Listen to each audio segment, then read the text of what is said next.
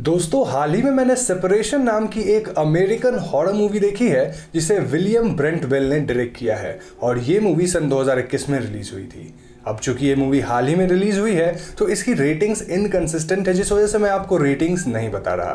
तो आज की इस वीडियो में हम और आप मिलकर सेपरेशन मूवी की कहानी को जानते हुए इससे रिलेटेड कुछ छोटी बड़ी डिटेल्स को डिस्कस करेंगे। So now with that said, let's roll the intro.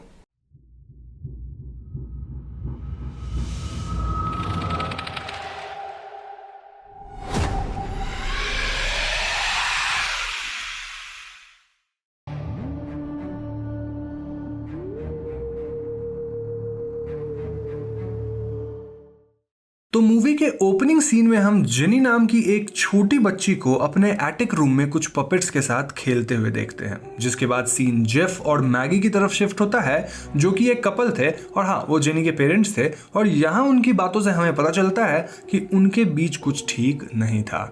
Jeff जो कि एक कॉमिक आर्टिस्ट था, वो फाइनेंशियली वीक होता जा रहा था, वहीं मैगी अपने करियर में एक्सेल कर रही थी।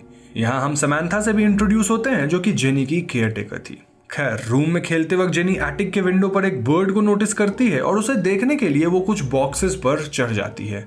इसके बाद जेनी वहां से गिर जाती है और मैगी के घर आते ही जेफ और मैगी में इस बात को लेकर अनबन हो जाती है, क्योंकि मैगी के हिसाब से जेफ वाज सो इररिस्पॉन्सिबल कि उसकी एब्सेंस में वो जेनी का ख्याल सही से नहीं कर पाया। समैंथा जो कि जेनी की केयर टेकर थी, वो सिचुएशन को संभालने की कोशिश करती है। इनफैक्ट वो जेफ का साइड लेती है, लेकिन मैगी इस बात से इतनी अपसेट हो गई थी कि वो जेनी को अपने साथ उसकी नानी के घर ले जाने का डिसाइड करती है। जेफ उसे समझाता है कि इस तरह के एक्सीडेंट्स होते रहते हैं, बट मैगी जेनी को फोर्सफुली अपने साथ ले जाती है। नेक्स्ट सीन में हम जेफ और मैगी को लॉयर के पास देखते हैं, क्योंकि मैगी ने डिवोर्स के लिए अप्लाई कर दिया था। जेनी की कस्टडी को लेकर सवाल उठने पर मैगी का एक स्ट्रॉन्ग पोजीशन था, क्योंकि वो फाइनेंशियली ज्यादा स्टेबल थी। यहाँ मैगी के डैड जेफ की साइड लेते हुए बोलते हैं कि वो फाइनेंशियली स्टेबल होने के बाद जेनी का ख्याल रख सकता है, जिस पे जेफ हामी भरता है। और इन सब बातों को देखकर लॉयर डिसाइड करते हैं कि जेफ को थोड़ा टाइम दिया जाना चाहिए ताकि वो फाइनेंशियली स्टेबल हो सके, और अगर इसके बाद भी वो जेनी की रिस्पॉन्सिबिलिटी ठीक से संभालने में फेल होता है तो वो लोग डिवोर्स के लिए आगे बढ़ सकते हैं। मैगी फिलहाल जेनी को अपने साथ ले जाती है और दूसरी तरफ जेफ घर जाकर अपनी फैमिली वीडियोस देखता है, जिन्हें देखकर वो काफी इमोशनल होता है। नेक्स्ट सीन में हम देखते हैं कि जेफ जेनी को अपने साथ एक कैफे ले जाता है, जहां जेफ को अपना फ्रेंड कॉर्नर मिलता है, जिससे बातचीत के दौरान जेफ उससे अपनी सारी प्रॉब्लम बताता है। कॉर्नर जेफ को अपने ऑफिस विजिट करने के लिए कहता है और उसे अश्योर करता है कि वो उसकी जॉब ढूंढने में हेल्प करेगा। तभी मैगी का कॉल आता है, जहां मैगी जेफ से पूछती है कि क्या उसे जॉब मिल गई, और जेफ उसे हाँ बोल देता है। लेकिन कॉर्नर जेफ से कहता है कि अभी जॉब नहीं लगी है, क्योंकि अभी उसे ऑफिस आना है, जिसके बाद देखा जाएगा कि उसे जॉब मिलती है या नहीं। मैगी ये बात सुन लेती है और जेफ से काफी डिसअपॉइंट हो जाती है, क्योंकि जेफ अब भी उससे झूठ बोल रहा था।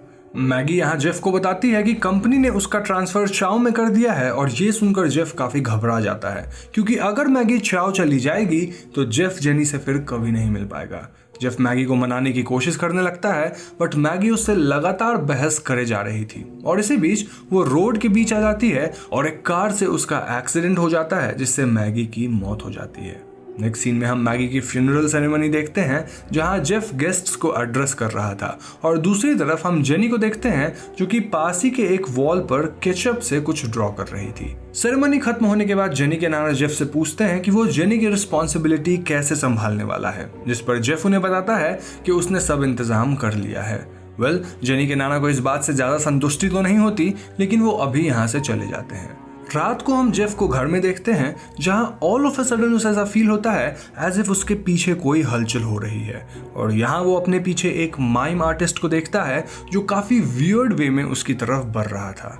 जेफ की आंख खुलती है और उसे अपने रूम में एक लेडी की फिगर दिखाई देती है, जिसके टर्न करते ही हम उसका फेस देखते हैं जो कि एक क्लाउन से रिजेंबल कर रहा था। वो लेडी जेफ पर अटैक कर देती है और इतने में ही जेफ की आंख खुल जाती है। जी हाँ दोस्तों, दरअसल जेफ अपने ड्रीम में ही एक और ड्रीम देख रहा था। तो नेक्स्ट मॉर्निंग जेनी के नाना जेफ से मिलने आते हैं और वो जेफ को कोर्ट के पेपर्स दिखाते हैं, जिनके मुताबिक जेनी की मॉम की डेथ के बाद उसकी कस्टडी अब उनके हाथ आ गई थी। वो जेफ को बताते हैं कि उन्हें जेफ पर भरोसा है, इसलिए वो जेफ को 3 दिन का समय देते हैं, जिसके अंदर अंदर वो कोई स्टेबल जॉब ढूंढ के जेनी की रिस्पॉन्सिबिलिटी संभाल सकता है। यहाँ समांथा वापस आ जाती है और जेफ उसे जेनी का ध्यान रखने के लिए बोलकर कॉर्नर से मिलने चला जाता है। कॉर्नर जेफ को अपने सीनियर एलन से मिलवाता है और उनकी रिक्वेस्ट के बाद एलन जेफ को हायर करने के लिए रेडी हो जाता है और जेफ को as a sketch artist job मिल जाती है। सेम नाइट जेफ अपने रूम में कुछ स्केचेस वगैरह प्रिपेयर कर रहा था और वहीं दूसरी तरफ हम जेनी के रूम का सीन देखते हैं जहां उसकी विंडो के बाहर कोई घोस्टली फिगर विंडो से पीक कर रही थी। इतने में ही जेफ को बाहर से कुछ स्ट्रेंज साउंड्स आती है और इसके साथ वो all of a sudden possessed हो जाता है और अपनी स्केच बुक में एक डार्क फिगर को ड्रॉ करने लग जाता है। नेक्स्ट डे ऑफिस में एलन को जेफ की स्केच बुक में वो डार्क फिगर्स भी दिखती है जिनसे वो काफी इंप्रेस हो जाता है क्योंकि एलन को इस तरह की घोस्टली फिगर्स में काफी इंटरेस्ट था। वो जेफ को इस तरह के स्केचेस के लिए अप्रिशिएट करता है और उसे इन पर काम जारी रखने के लिए कहता है। अब रात को जेफ उसी डार्क फिगर से इंस्पायर्ड होकर और भी ऐसी स्केचेस प्रिपेयर कर रहा था और इसी बीच हम उसी लेडी घोस्ट को जेनी के रूम के अंदर देखते हैं जिसे जेफ ने अपने ड्रीम में देखा था। जेनी इस घोस्ट को देख पा रही थी और वो डर कर स्क्रीम कर देती है, लेकिन जेफ के यहाँ आते ही वो फिगर यहाँ से गायब हो जाती है। जेफ इसे जेनी का कोई बुरा सपना समझकर भूल जाता है और उसे अपने रूम में ले आता है। नेक्स्ट मॉर्निंग जेफ जेनी के साथ पूरा डे स्पेंड करने का डिसाइड करता है। वो जेनी को पपेट्स का खेल वगैरह दिखाता है और इवनिंग में वो दोनों मैगी को याद करते हैं। रात को वो दोनों जब सो रहे होते हैं तब एज अ व्यूअर हम देखते हैं कि वो लेडी घोस्ट उन दोनों के बेड के आगे ही खड़ी होकर उन्हें ही देख रही होती है। नाउ जेफ को किसी की प्रेजेंस फील होती है और उसकी आंख खुल जाती है। जेफ को हमेशा अब घर में किसी की प्रेजेंस फील होने लग गई थी, इसीलिए जेफ डिसाइड्स कि वो जेनी के रूम में सीसीटीवी कैमरा इंस्टॉल कर देगा ताकि वो उस पर नजर रख सके। नेक्स्ट मॉर्निंग जेफ जेनी को भी वही डार्क एंटिटी ड्रॉ करते हुए देखता है और पूछने पर जेनी उसे बताती है कि उसने इस डार्क एंटिटी को अपने रूम में देखा था।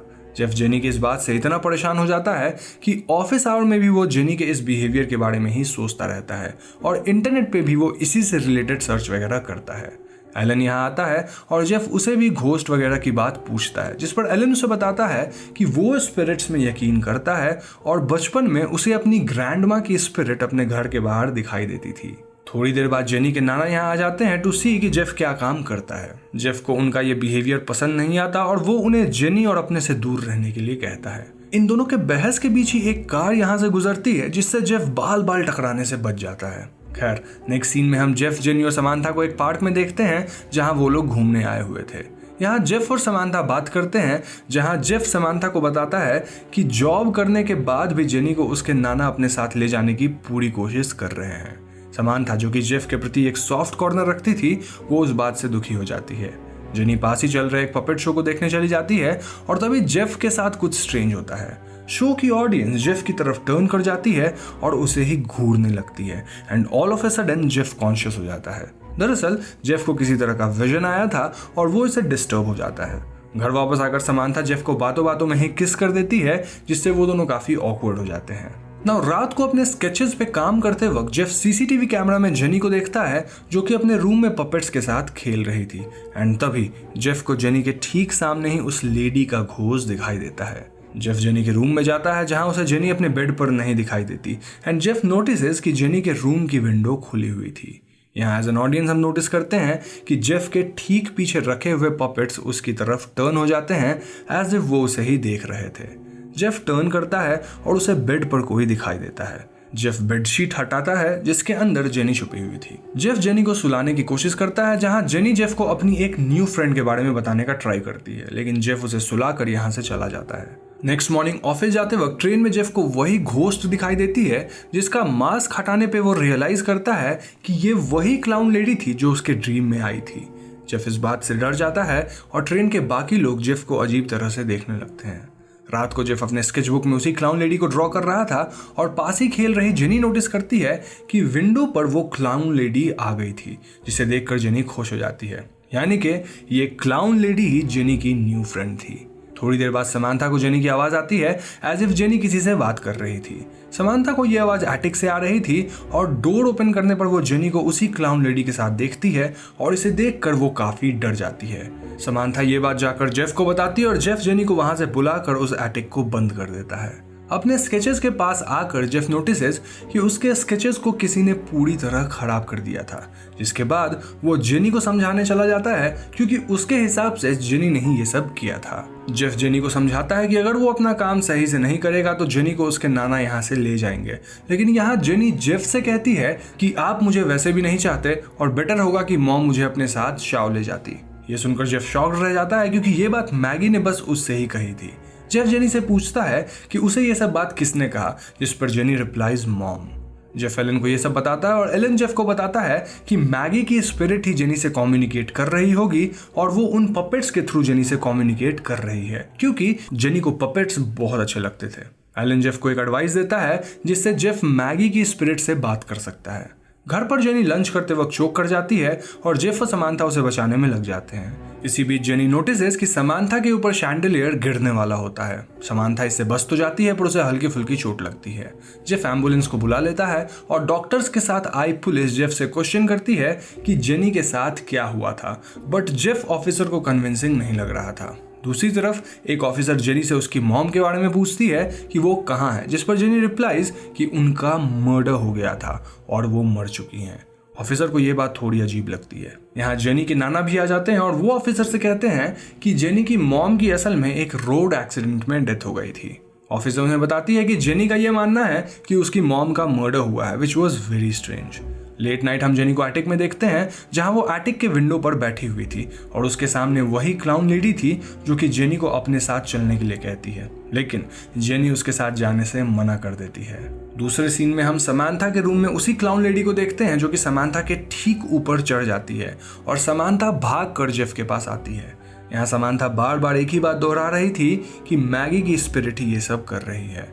जेफ एलन के दिए हुए उस एडवाइस से मैगी की स्पिरिट से कांटेक्ट करने की कोशिश करता है और इसके बाद घर में अजीब सा माहौल हो जाता है जहां सब कुछ बेन टाइप होने लगता है। अब जेफ के पीछे वो क्लाउन लेडी खड़ी होती है जिसके ठीक बाद जेफ को एक विजन आता है जिसमें वो मैगी का एक्सीडेंट देखता है और इसके बाद वो माइम आर्टिस्ट का घोस्ट भी देखता है। इन सब के बाद जेफ भी इसी नतीजे पे पहुंचता है कि मैगी की स्पिरिट ही जेनी को ले जाने आई है एंड लॉयर के सामने वो जेनी के नाना को उसकी कस्टडी देने के लिए रेडी हो जाता है। लेकिन दोस्तों नाना जानते थे कि जेनी जेफ के साथ ही खुश रहेगी, इसलिए वो जेनी की कस्टडी लेने से मना कर देते हैं। बाहर निकलने के साथ वो जेफ को अपने साथ ही किसी और टाउन में रहने के लिए कहते हैं ताकि वो सब लोग एक साथ रह सकें। नेक्स्ट सीन में हम नाना को जेनी और समांथा के साथ देखते हैं जहां नाना जी को एक मैसेज रिसीव होता है जिसे देखकर वो परेशान हो जाते हैं। वो समांथा को आवाज देने लगते हैं एंड देन वो स्टेयर से गिरकर अनकॉन्शियस हो जाते हैं। वहीं दूसरी तरफ समांथा जेनी के रूम के बाहर के ट्री को देखती है जो रेड टर्न हो गया था। यहाँ जेफ घर आकर नाना को स्टेयर्स के पास देखता है और नाना उसे अपना फोन दिखाते हैं। दरअसल पुलिस ने मैगी के केस के सिलसिले में उन्हें उस कार के ओनर के लाइसेंस की इमेज भेजी थी जिससे मैगी का एक्सीडेंट हुआ था और ये लाइसेंस किसी और की नहीं बल्कि समांथा की थी। जी हाँ दोस्तों, इसका मतलब ये कि मैगी की एक्सीडेंट और किसी ने नहीं बल्कि समांथा ने करी थी और समांथा ये सब प्लान्ड वे में कर रही थी। जेफ भागकर जेनी के रूम में जाता है और यहाँ वो समांथा को वो इमेज दिखाकर कन्फ्रंट करता है। इसे देखकर समांथा हंसने लगती है और वो जेफ को बताती है कि वो उससे प्यार करती है। मैगी का जेफ पर चिल्लाना और लड़ना उसे बिल्कुल पसंद नहीं था, इसीलिए उसने मैगी को जान से मार दिया। अब इससे पहले जेफ कुछ करता वो क्लाउन लेडी यहाँ आ जाती है और समांथा पे अटैक करके उसे मार देती है। इसके बाद वो जेफ को मारने के लिए आगे बढ़ती है बट जेनी यहाँ आकर उसे ऐसा करने से रोकने लगती है। जेनी क्लाउन लेडी को मना करते हुए एटिक के विंडो पर खड़ी हो जाती है जहां से वो अनफॉर्चुनेटली स्लिप कर जाती है। जेफ जेनी को बचाने के लिए कूदकर उसे पकड़ लेता है और गिरते गिरते जेफ को जेनी के साथ बिताए अपने अच्छे मोमेंट्स याद आने लगते हैं। देन स्क्रीन ब्लैकआउट हो जाता है और थोड़ी देर बाद जेफ की आंखें खुलती है जहां वो अपने आप को और जेनी को सही सलामत पाता है। इतना ही नहीं, वो क्लाउन लेडी भी यहाँ से जा चुकी थी। इस पॉइंट पे पुलिस यहाँ आती है और जेफ जेनी को हक कर लेता है जिसके साथ ही ये मूवी खत्म हो जाती है। तो दोस्तों ये थी सेपरेशन मूवी की कहानी और अब हम और आप मिलकर इस मूवी से रिलेटेड कुछ छोटी बड़ी डिटेल्स को डिस्कस करेंगे। So first of all, Samantha जो कि जेनी की नानी थी वो दरअसल जेफ को इस हद तक पसंद करने लग गई थी कि वो मैगी का जेफ पर चिल्लाना और उससे लड़ना टॉलरेट नहीं कर सकती थी। समांथा हर समय अपने और जेफ के फ्यूचर में एक साथ रहने के बारे में सोचती थी एंड एक दिन समांथा ने मैगी को जान से मारने का डिसाइड कर लिया। समांथा का जेफ के प्रति ये लगाव हम मूवी के डिफरेंट सीन्स में देख सकते हैं। फॉर एग्जाम्पल, ओपनिंग सीन में मैगी के सामने जेफ को डिफेंड करने से लेकर उस दिन जेफ को अचानक ही किस कर देना इत्यादि। रही बात उस क्लाउन लेडी की, तो वो कोई और नहीं बल्कि मैगी की ही स्पिरिट थी जो कि जेनी से कांटेक्ट करती थी। और सिंस मैगी को ये लगता था कि उसकी डेथ के पीछे जेफ का कोई हाथ है, इसलिए वो जेफ को भी जान से मारने के पीछे लगी रहती है। मूवी के लास्ट सीन में जेफ जेनी को बचाने के लिए खुद भी विंडो से कूद जाता है और वहां मैगी की स्पिरिट को रियलाइज होता है कि जेफ जेनी से कितना प्यार करता है और शायद इसीलिए वो जेफ को जिंदा छोड़कर चली जाती है। तो दोस्तों आज की वीडियो में बस इतना ही। वीडियो पसंद आए तो इसे लाइक और शेयर जरूर कीजिएगा और हाँ, जाने से पहले हमारे चैनल हॉन्टिंग ट्यूब को सब्सक्राइब करके बेल आइकॉन को जरूर दबा दीजिए, क्योंकि हम अपने चैनल पे ऐसे वीडियोस लाते रहते हैं। पीस।